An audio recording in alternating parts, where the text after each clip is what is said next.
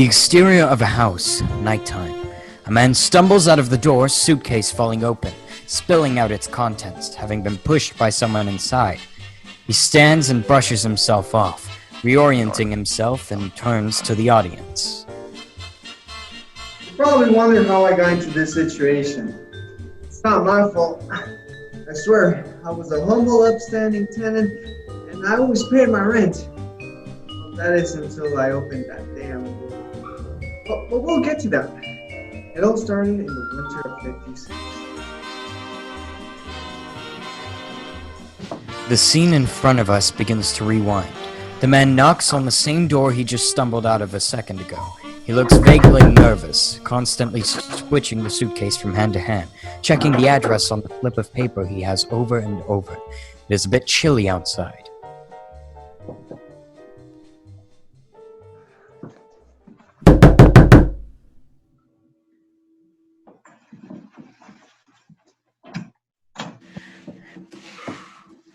Why, hello there. You must be your new tenants. Come in. You'll catch your death out there.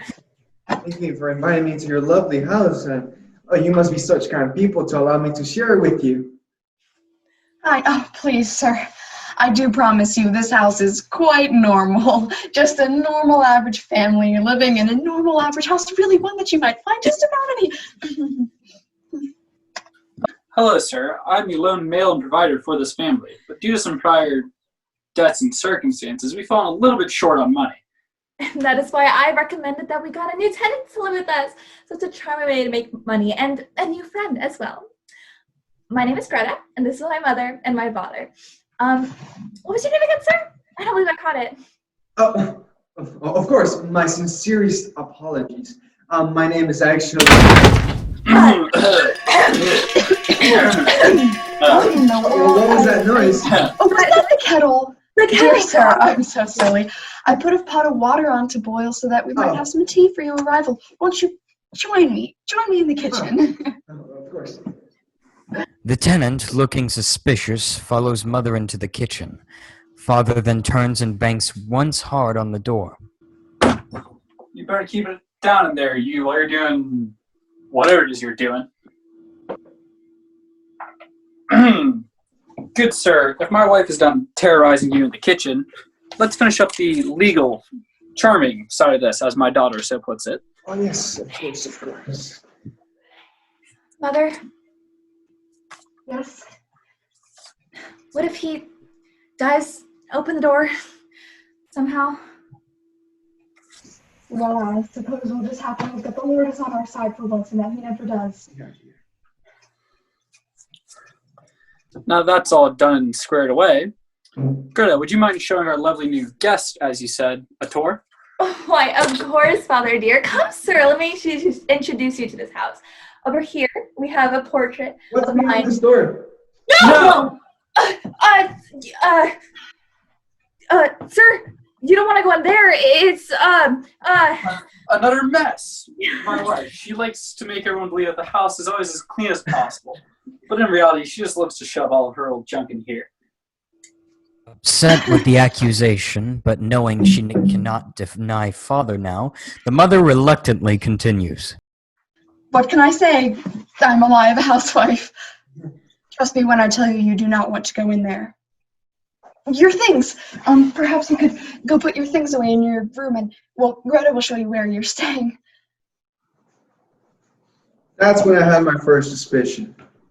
I saw the mother's face when her husband accused her of being messy, and she was appalled. But for the sake of the secret of what lay behind that door, she went along with it. An applaudable effort, but I wasn't buying it. I just wish I followed my gut feeling and ran that day.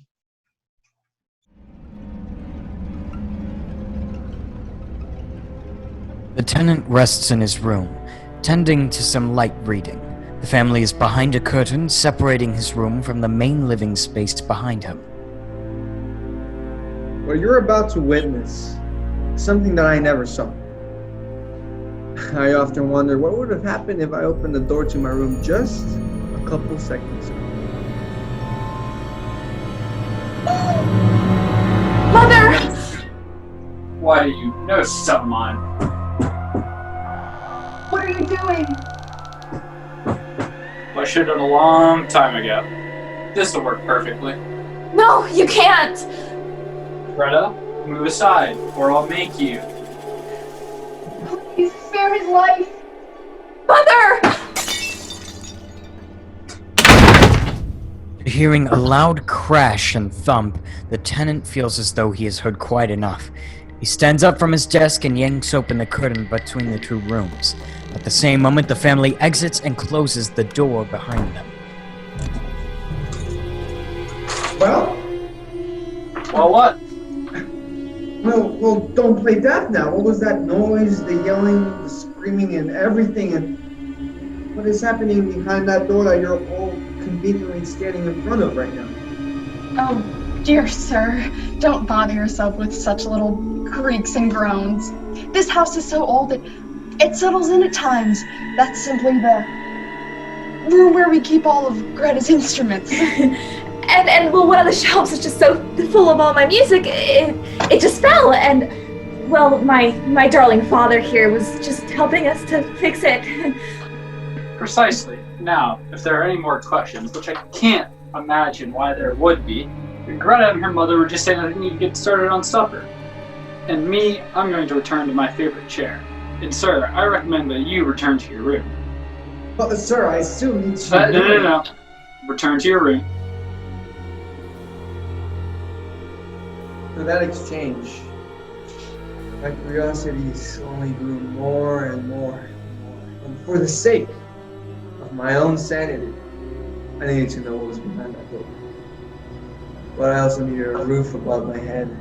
I was afraid if I brought it up, it might kick me out. So I decided to keep quiet. Well, at least just for now.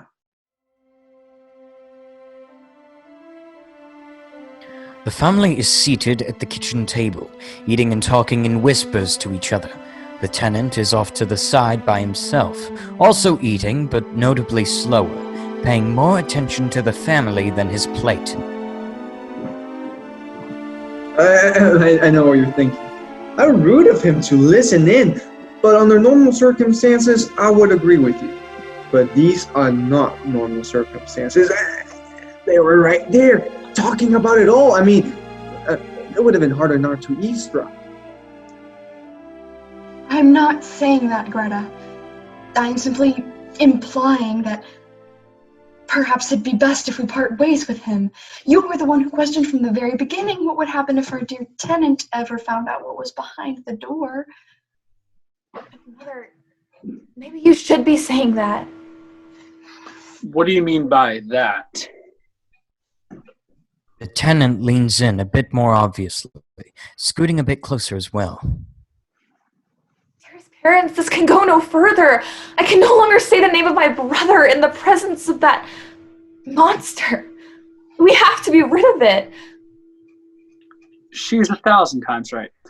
Why we've attempted every method humanely possible to serve and tolerate that thing, but what has it done for us? Cause stress and misery for our family and guests?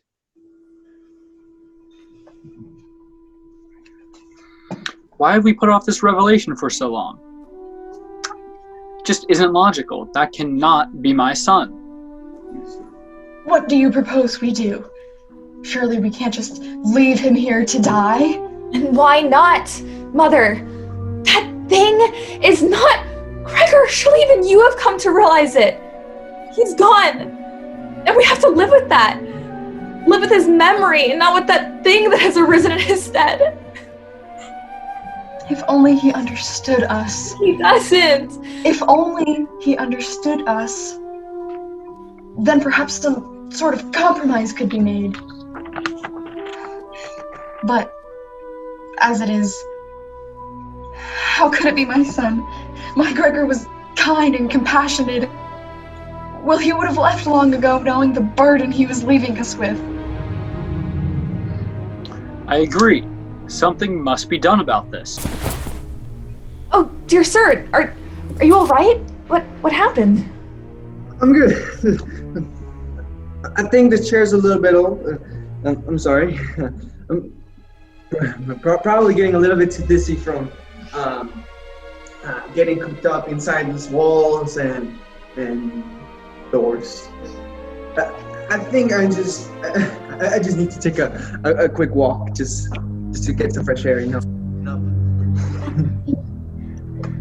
As the tenant exits the house, the family members all look towards one another, worried that something else might have made him feel faint. On the walk I took following that exchange, I decided my curiosities far outweighed my fears. My head was filled with so many questions and a monster? A brother? A son? Am I safe? Are they? I slowly made my way back to the house. Nightmares images filled my eyes and I couldn't sleep well that night. Nothing in my mind could even could compare to what I saw that fateful evening. Family and tenant are having a quiet evening in the living room. Greta is playing the guitar, mother is cooking in the kitchen, and father is passed out on his favorite recliner, snoring quietly. The tenant is working at a desk in the living room, glancing every now and then around the room. All of a sudden, silence is broken as a noise sounds from behind the door.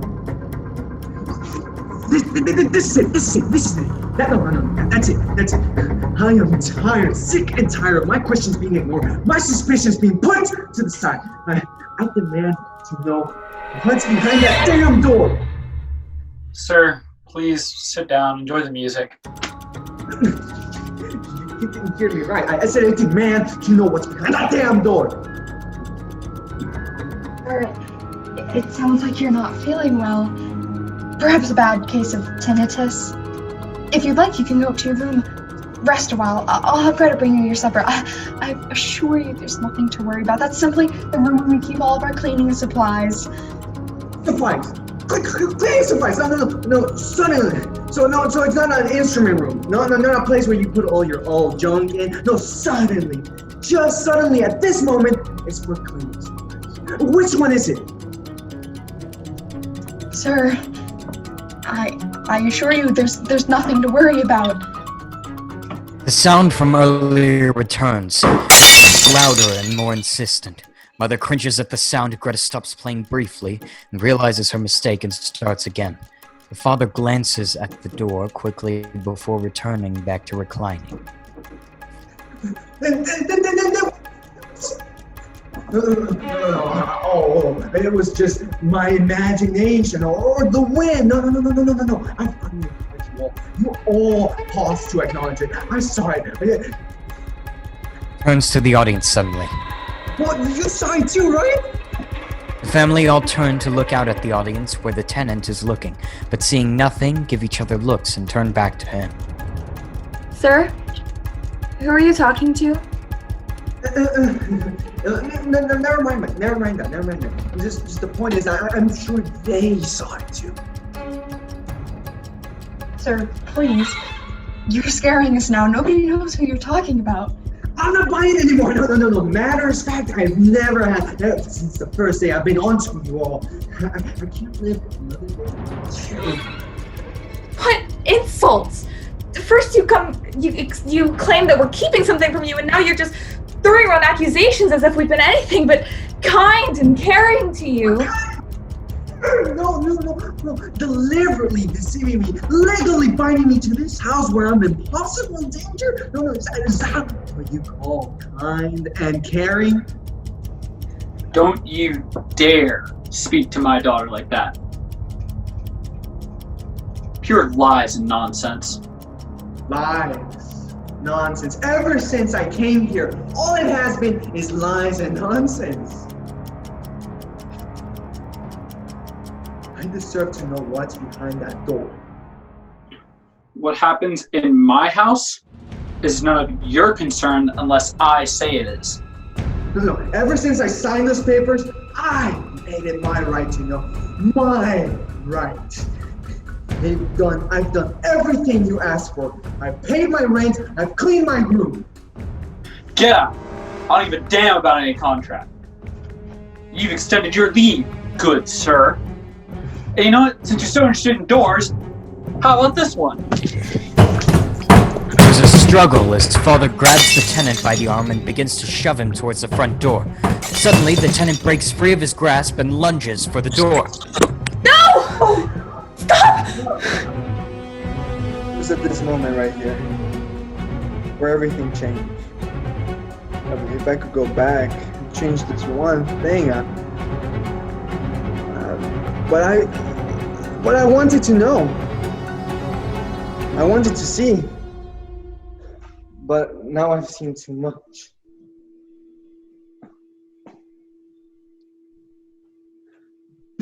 The tenant, after slamming the door shut, hasn't moved from his spot in front of it, staring blankly at the door. You finally see it. You finally know our secret. Are you happy? Are you satisfied with yourself? We shouldn't have brought home a tenant. I don't know why that was such a stupid decision. We could have just done anything else. We could have just. We can't let him go. We can't. Not now. Not now.